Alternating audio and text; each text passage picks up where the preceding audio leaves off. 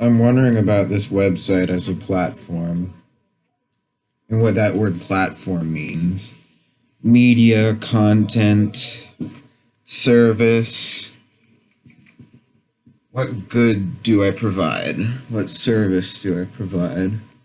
This sort of institutionalization of things, which I think at that point you get to something economic, which is why people might see the government as sort of out of their depth on social issues. Because once you get to this sort of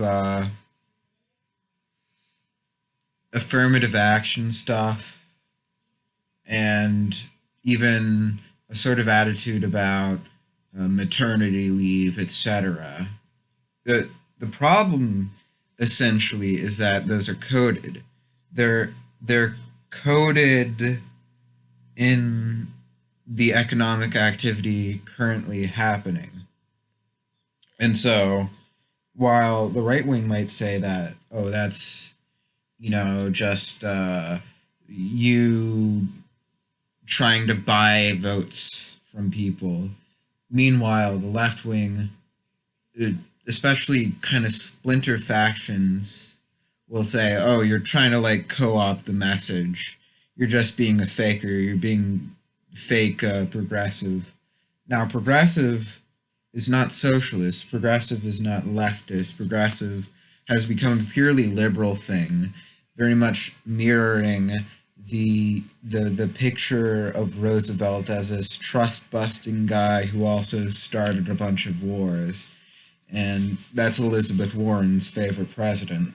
The problem here. Now, crony capitalism isn't a thing. So, you know, once you say that, like, oh, it's the government's fault, then you've effectively, like, okay, fuck you. And it's these corporations' fault. It's because their moral character is off.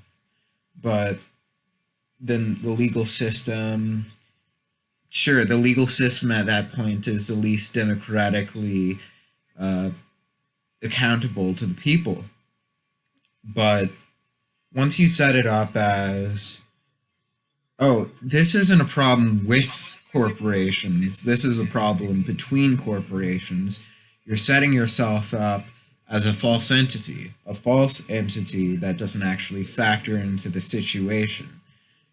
The problem I see here with crony capitalism and framing things as corporatism is that, for one, it doesn't really go against the liberal order. It's just this sort of libertarian sort of sweep in that says, I'm arguing against these policies, which are nominally like free market. Like, you can't really argue against that. That's not like a strong argument that you can make that the US isn't pro free market, pro uh, enterprise, pro competition, sort of, pro free trade, as I said before. It's a weak argument, and you're essentially being apolitical by the fact that your position is untenable and it doesn't really speak to like the body politic, the real politic.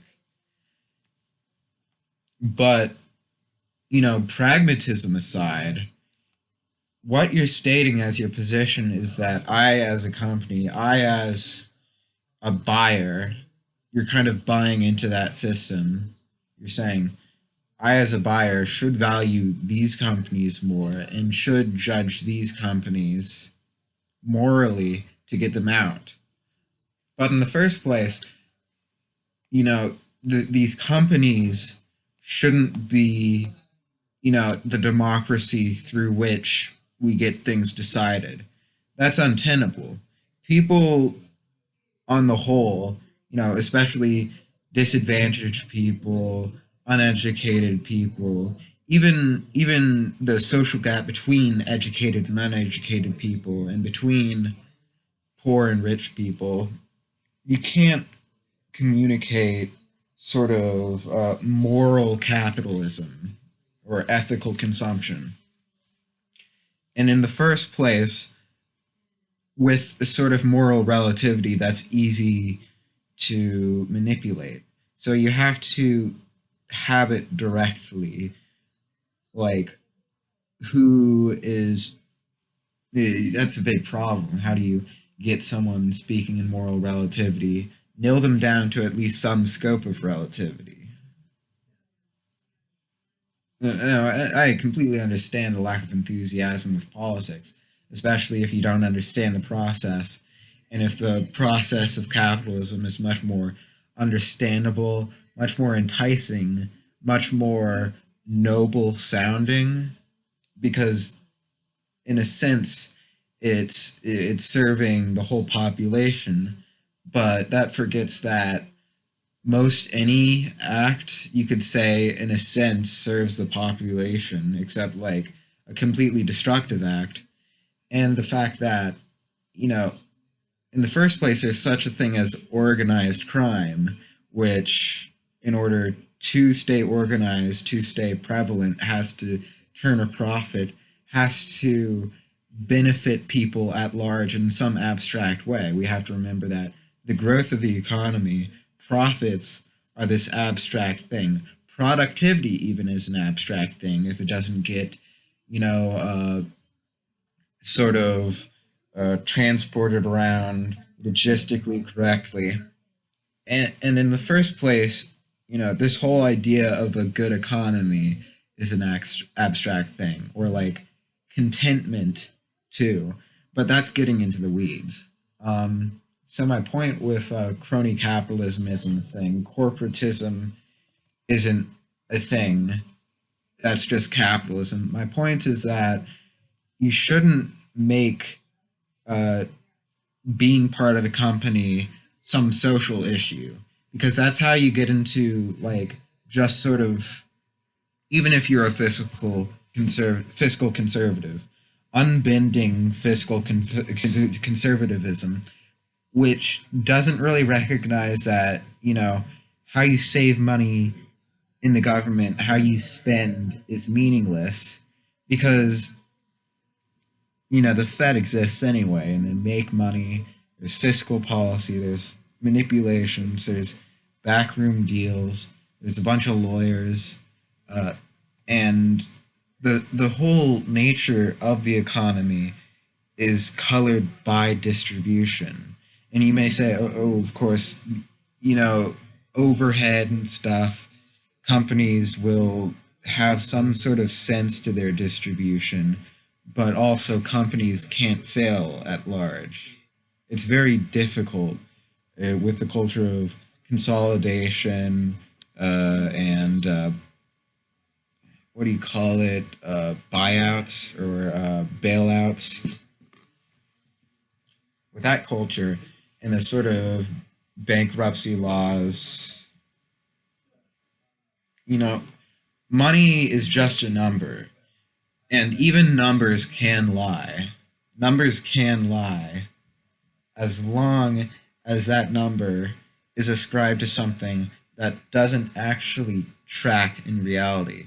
It doesn't actually track in reality. It's like a pachinko machine going down, hitting a lot of socioeconomic factors to get to the end where things are redistributed in a way that doesn't actually care about much material things as it does rhetorical things, argumentative things, what the policy is. Um, so that's my problem with having starting an economy be a social issue, being like yes queen, which I've noticed recently, uh, like probably ever since I don't know the 1980s. It became suddenly maybe Clinton, then the Democrats were the party of small businesses, which, you know, it's been a whole fad ever since dot com bubble, all that shit, small businesses. But what's the actual sort of like ecosystem in that? Is it really a a healthy thing, or is it like a third successful, uh, it, of which half are kind of flagging, and a third completely failed, and a third are just sort of plants. They're just like trust funds and shit. They're just like fake businesses started by rich people. So,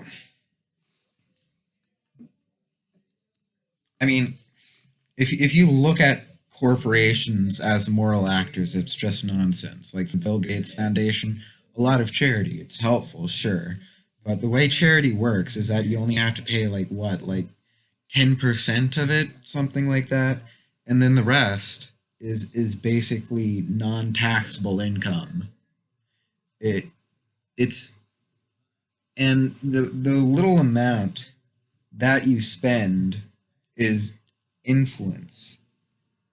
That little amount that you spend is also, impractical. Just because you have a whole lot of money doesn't mean, like, sure, you run a company, but you don't run the world. You know what runs a world? Governments. Now, we can talk about whether governments are good or bad at that, but, you know, they seem to do better, at least at first glance, than these sort of massive, uh, detached, sort of charity operations sometimes do. And they do better, especially, I think, when the finances. I haven't. I don't really remember much of this, but when the finances are more from government or etc. In the first place, these sort of charity, these non-profit institutions that are charities. I mean, is that not weird to people? How non-profits work? Isn't that against a weird sort of capitalism, sort of? I don't know.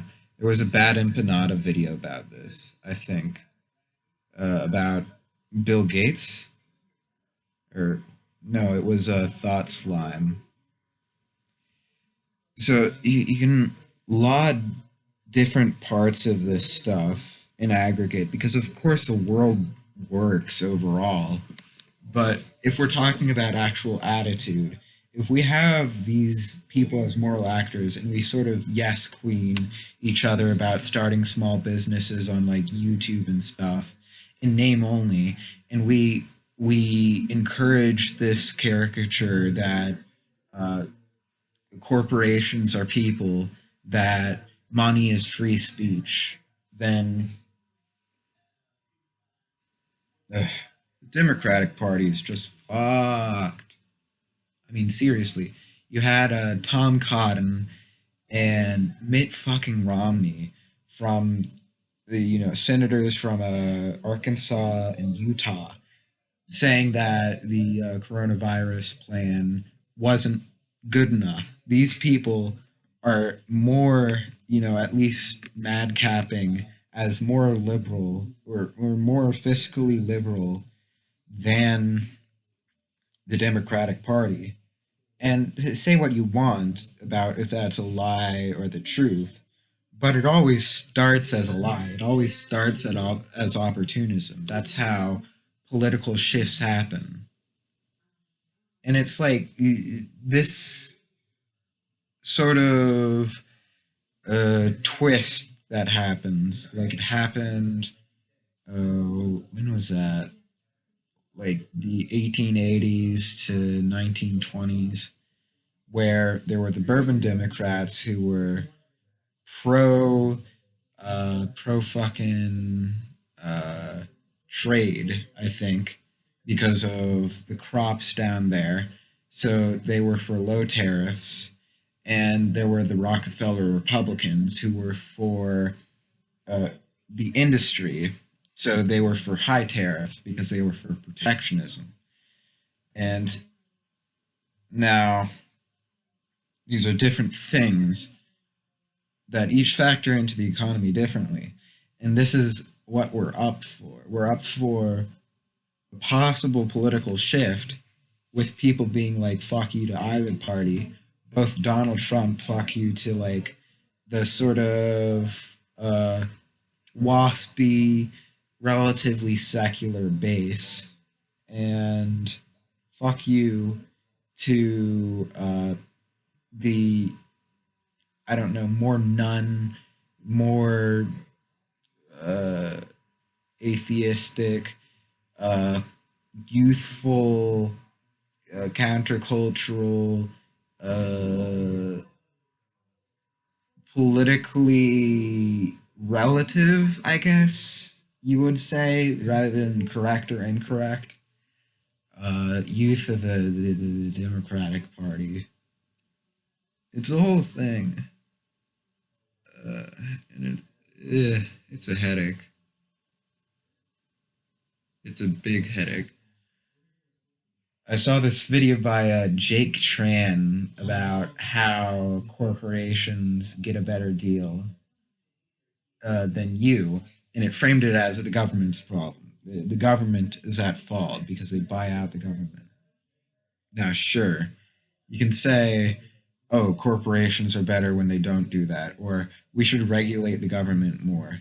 But, we're not regulating one thing or another. We're regulating the entire exchange. We're regulating, sure, the government has to campaign donations, but that's a whole sync.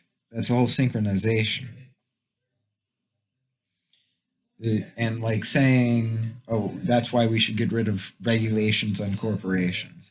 That's why, I don't know, we should get rid of the cost to set up a corporation. I don't know. I guess maybe the cost, not regulations. That would be a bit dumb.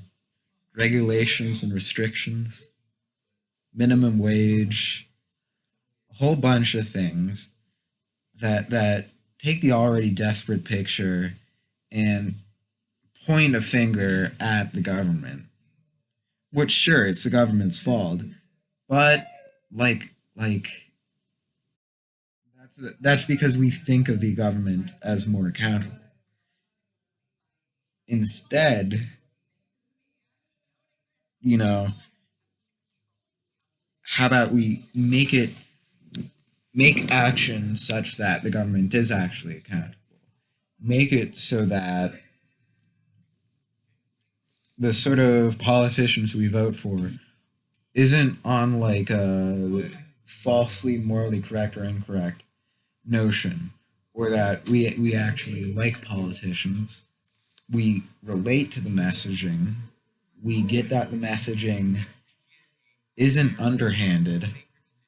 Now this is a whole problem because a lot of people get into politics, and to get into politics uncynically in such a way where you're not disengaged, where you don't decide not to vote, it's much more helpful if you like buy into the message, and if you don't really read further, because it's just a headache if you're actually trying to be right. um, or even you get a bit of an ideological uh, digging gambler's fallacy. I mean, I don't think you'd have a gambler's fallacy if you were accurate, if you were not taking risks, if you were, because although every choice may seem like a risk, because you're sort of putting, I put my wish in a well, don't ask me, I'll never tell, and now you're in my way. So if you're not involved, that's less stressful, of course. But I think that the less urgent, a bit more disengaged position might be more accurate, you know? So more accurate means more powerful. Is knowledge power? I don't fucking know. That's a debatable question. That's something that we can put on the table and ask, what's this, Jack? What do you think of this, Jack? What do you think of this rigmarole? John Dole?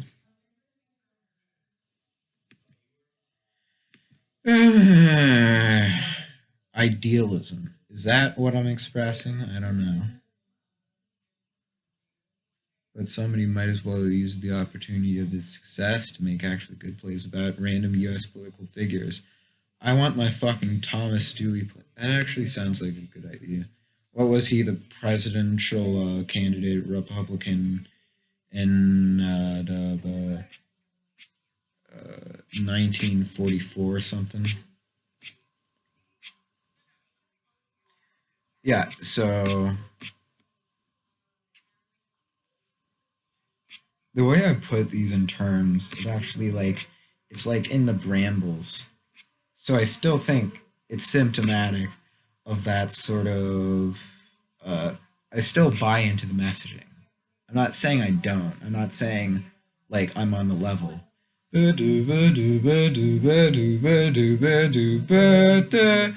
On the level.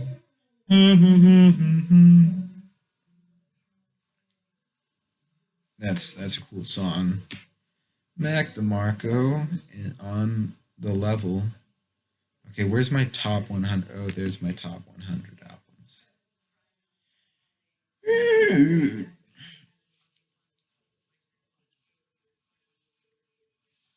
I'm gonna play some Mac DeMarco.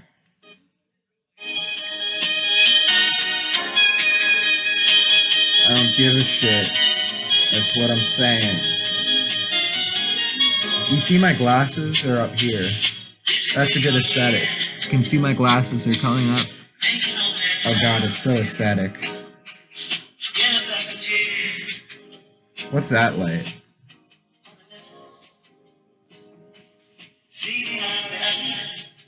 That light, that red light, it's very aesthetic. I might be burning. Crystal blue persuasion. It's a drugification. It's a drugification of politics. It's a sort of libertarianification of the Democratic Party and the Green Partification of the Republican Party. Why do you think the Green Party and the Republican Party are both called Russian assets? It's because of the new Red Scare. Because now, so I have this sort of theory. Both World War One and World War Two were fought under Democratic presidents. The main flack from Vietnam was given to, I guess, Kennedy, not really, but LBJ. I guess he sort of ramped it up. Eisenhower was against the military industrial complex. Clinton, uh, I guess he was in Yugoslavia and Somalia. War is something still associated with the Democratic Party. Logic, logic. Although Bush, of course, started the Iraq War, that doesn't mean that the Democrats aren't fucking just warmongers. You can't trust. Frankly, it's the oldest party around. It's the oldest party around, and it's not your party. You're not invited to the party. Nope. Nope, not invited. Nope. What logic am I on? Is it cocaine in the membrane? Don't be stressed out if you don't express yourself the best. It's The bestest is not the rest, kids. That's not the rest. You get the rest. Restless. Restless. You were on the quest, bitch, to get the regressions to your restless. Armrests. Far from me to get the feds to kick your queds and Quetzalcoatl is the bed that you lay in. If you do not get in your den, and you will find that you will befriend, belie anything. You are set astray if you find a fade, a crossfade laid, bare in the stare, in the stare, in the stare, in the stare, in my lair, bat cave. That is like you're afraid. I was beaten by bats when I was a kid. I was 6. I was so lit. I was so eyelid. I had eyelids that were weighty when they saw the cars would be so fucking freighty. Freight train is insane. I got a freight train and I got a car and I put it on the record so I could play. Record play, PlayStation. Record play, PlayStation. Resident Evil 4's my nation. Resident Evil 4's my nation. I got that Grand Theft Auto slice. Ingot. I got the griot style. I got the Dalek bile. I got that cyber man. I got that cyber plan. I got a weeping angel, and I'm gonna cross fade. You'll tide. You'll hide. You'll be in my finances if you want to have a princess prancing over a pea that's in a bed. I got them fairy tales. I'm so wet, and I'm an ephemeral character. If you want to be in a barrel, you get that Mario Bros and get the peerage. You got the Princess Peach, I got the Daisy. If you got me, I'm in a pear and I'm lazy.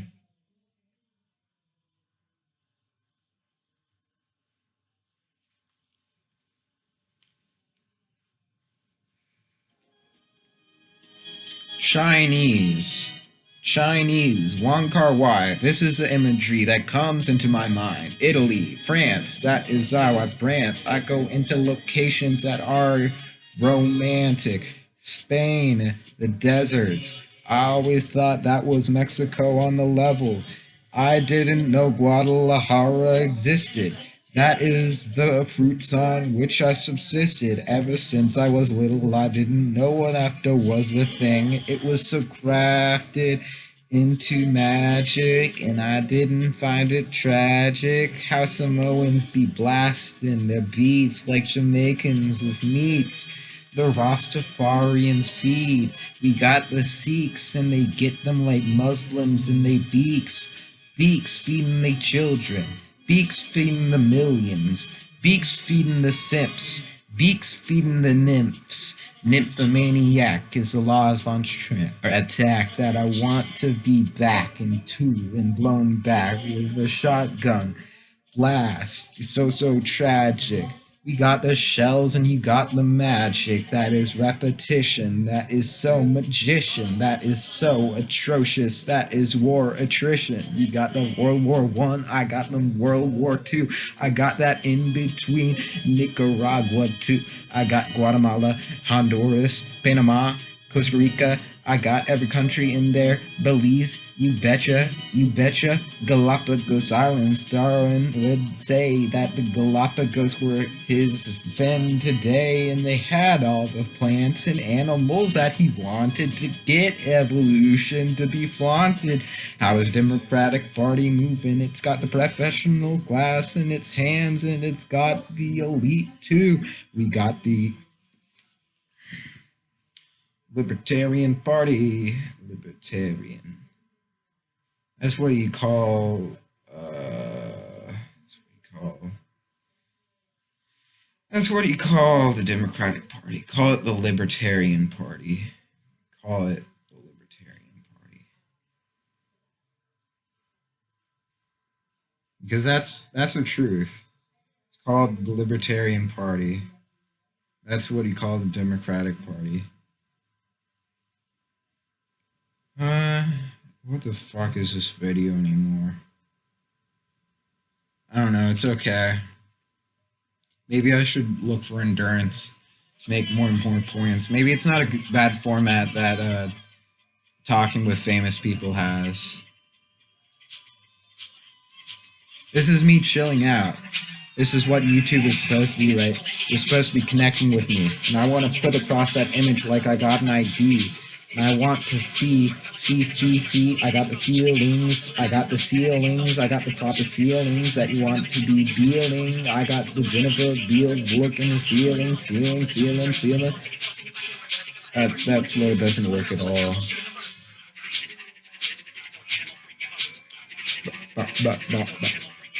Burrs. Galapagos, words. I got them worries. You got Australia bursing. I got New Zealand. You got Guam and 30. Wanna be a worry. Don't rap fast enough to be blurry. Me, Sonic. Movie. Try to be a tree. You can't see me. I'm too stressed out. Not being fast enough. Not getting enough clout. Not getting enough sun. Not getting enough buns. Not getting enough hamburgers for my grill. And hot dogs with ketchup that would be sloppy. Jeez, I'm not a good rapper. Look at me. Even though I'm trying to be cool. I am trying to be clean. I am dirty. I am so hot. I am fucking a mess. I am so warm. I am lukewarm in the best case. I did not find a good way to say this. Yeah, that's too fast. It doesn't actually have that much of a beat to it.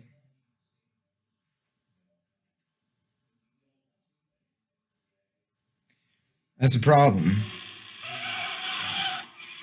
You gotta have the beat.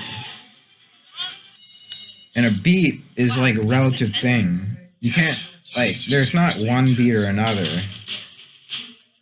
I guess there's, like, kind of, but not quite. Because it sort of separates well into one or another. You can have something fast feel slow and something slow feel fast.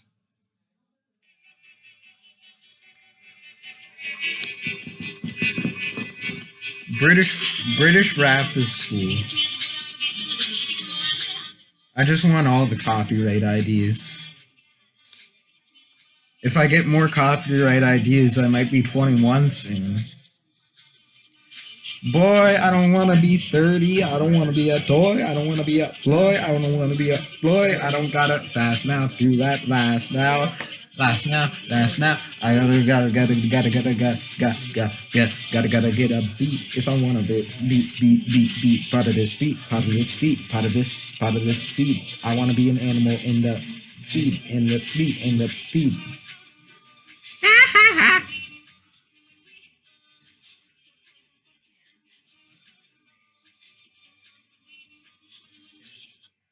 Paper planes. You know, it's always hard to hit the stop button because it's so fun making a video. It's underrated. It's fun. You just make the video, then you put it out. And who cares if anybody watches it because you've expressed yourself? And if you've contained it, so if you ever wanted to watch it, you could, like, watch it again. Not that you would, but it spreads the ego. It's satisfying in a way. My ego is out there in you. Now you see me. You know, that's the whole idea. Is that I think what I'm saying is important. But the more I say anything about it, the more sort of strange it is. The more abstract the idea is made, because you think I'm making a point about how I'm making a point, but I'm not actually. I'm just filling time. So,